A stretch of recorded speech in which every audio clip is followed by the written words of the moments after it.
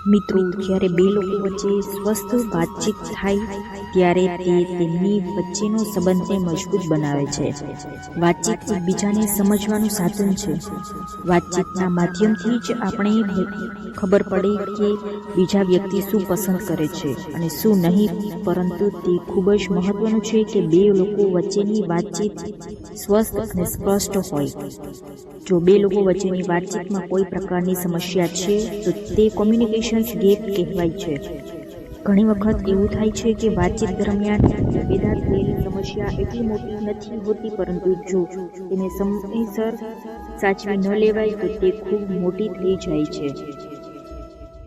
કોઈ પણ સમસ્યાને ઉકેલવા માટે સૌથી મહત્વનું છે કે તમે તેને સ્નાન મૂળ સુધી પહોંચાડો.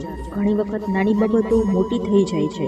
તે જાણવું ખૂબ જ જરૂરી છે કે તમારી બંને વચ્ચેનું શું થયું જેના કારણે પાર્ટનર્સ ગુસ્સે થયા. પાર્ટનર્સનું ધ્યાન રાખો. જો તમે પોતાના પાર્ટનર્સને કોઈ કહ્યા માંગો છો તો ધ્યાન રાખો કે તેને પહેલેથી જ આ વિશે કંઈક ખબર હોય. જો તમે અચાનક તેને કંઈક કહેશો તો તેને ખરાબ અનુભવ થઈ શકે છે. જો આવું કરવાથી તમારા બંનેની વચ્ચે અંતર પણ પેદા કરી શકાય છે. બોલવાની રીત. તમારા બોલવાની રીત નીચી હોવી જોઈએ. ઊંચા અવાજમાં કડવા શબ્દોનો ઉપયોગ કરવાથી સંબંધોને નુકસાન થાય છે. આ પ્રકારની સ્થિતિમાં પોતાની ભાષા પર કાબૂ રાખવો ખૂબ જ મહત્વનું છે. ભાષા પર નિયંત્રણ કરવાથી સાથે સાથે ક્રોધને પણ કાબૂ કરવો જોઈએ.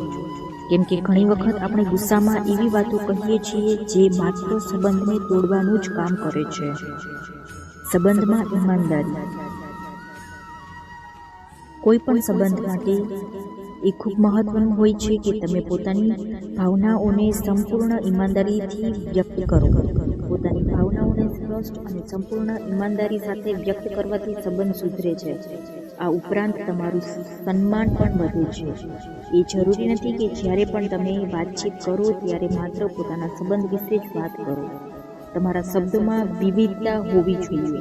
દરેક સમયે એક જ વાત કરવાથી તમારો સંબંધ કંટાળાજનક બની જાય છે. આ પ્રકારની સ્થિતિમાં તમારે બંનેની વચ્ચે નાની નાની વાતો પણ વિવાદ થઈ શકે છે.